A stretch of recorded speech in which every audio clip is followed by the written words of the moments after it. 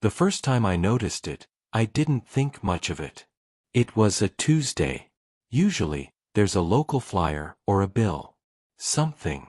But the metal flap on the mailbox didn't make that familiar scraping sound when I pulled it open. It was just cold, empty air. I stood there for a second, looking at the back of the box, seeing the little scratches in the metal I'd never noticed before. I thought maybe the carrier was running late. Or maybe I just wasn't important enough for junk mail that day. I went back inside, made a coffee, and forgot about it. But the next day, it was empty again. And the day after that.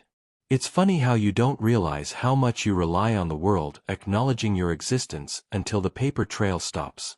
It wasn't just the bills. It was the noise of being alive. By Friday, the silence in that small metal box started to feel heavy. It felt like the house was holding its breath, waiting for me to notice what was actually happening. I started leaving the porch light on, even during the day. I told myself it was for the mailman, a way to show him that someone was still here, behind the door. But the street remained quiet. My neighbors, the Millers, they still got their mail. I'd watch from the kitchen window as their carrier tucked a thick stack of envelopes into their plastic bin. He didn't even glance at my driveway. He just kept walking. I checked my accounts online. Everything was paid. There were no return to sender notifications. No errors. Just a sudden, clean break from the grid. It made me look around my living room and realize how much of my life was built on things that didn't matter. The furniture was fine, the walls were the same shade of eggshell white, but the atmosphere had shifted. It's a strange sensation when you realize that if you stopped moving, the dust would just settle over you and the world wouldn't ask why. I found myself sitting in the armchair for hours, not reading, not watching TV. Just listening to the refrigerator hum. I was waiting for a knock, or a ring, or the sound of a tire on gravel. Anything to prove I hadn't become invisible. I decided to call the post office. I sat at the kitchen table with a pen and a notepad, ready to be frustrated, ready to demand an explanation. But when the ringing started, my throat went tight. A woman answered. Her voice was tired, the sound of someone who had said the same words 1,000 times. I gave her my address. There was a long silence, the sound of keys clicking in the background. Then she stopped. She didn't tell me there was a mistake. She didn't say the mail was being held. She just asked me, very softly, "Sir, how long has it been since you opened the front door?" I looked over at the door. The deadbolt was thrown. There was a thin line of dust settled along the base of the frame, undisturbed. I couldn't remember the last time I'd actually stepped onto the porch. I realized then that I wasn't waiting for the mail to find me. I was waiting for a reason to go out and meet it. I hung up without saying another word. I stayed in that chair until the sun went down, watching the shadows stretch across the floorboards like long, dark fingers reaching for the corners of the room. It occurred to me that I had spent years building a life that was so quiet, so self-contained, that I had accidentally achieved exactly what I thought I wanted. Total peace. And now that I had it, I couldn't breathe. The next morning, I didn't rush to the window. I didn't even check the porch light. I just sat on the edge of the bed and looked at my hands. They looked the same, but they felt different, lighter, as if they were losing their density. I started thinking about Sarah. It had been 14 months since she left, and I remembered how I told her I just needed space.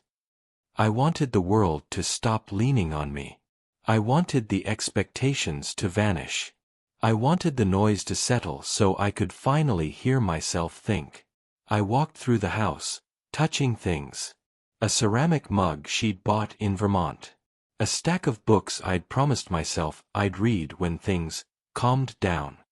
Everything was exactly where it belonged, perfectly preserved, and completely irrelevant. I realized that the mail hadn't stopped because of a postal error. It had stopped because I had slowly, brick by brick, walled myself into a place where nothing could reach me. I had become a ghost in a house I still paid for. I picked up the phone to call her, just to hear a voice that knew my name, but I stared at the screen and realized I didn't know what to say. How do you tell someone that you've successfully disappeared? I walked to the front door. My hand hovered over the brass handle, and I felt a strange, cold vibration, like the house itself was resisting the movement. It had been so long since the latch had turned that the metal felt fused together. I thought about the mail carrier again, how he walked past every day without looking up. I wondered if he even saw the house anymore, or if it had just become a blank spot in his vision, a gap between two lives that were still actually happening. I turned the lock. The sound was deafening in the silence, a sharp, metallic crack that echoed all the way back to the kitchen. I pushed. The wood groaned against the frame, shedding that thin layer of dust I'd noticed before. When the door finally swung open, the air from outside hit me like a physical weight. It wasn't fresh or sweet, it was just air. It smelled like asphalt, distant rain, and other people's lives.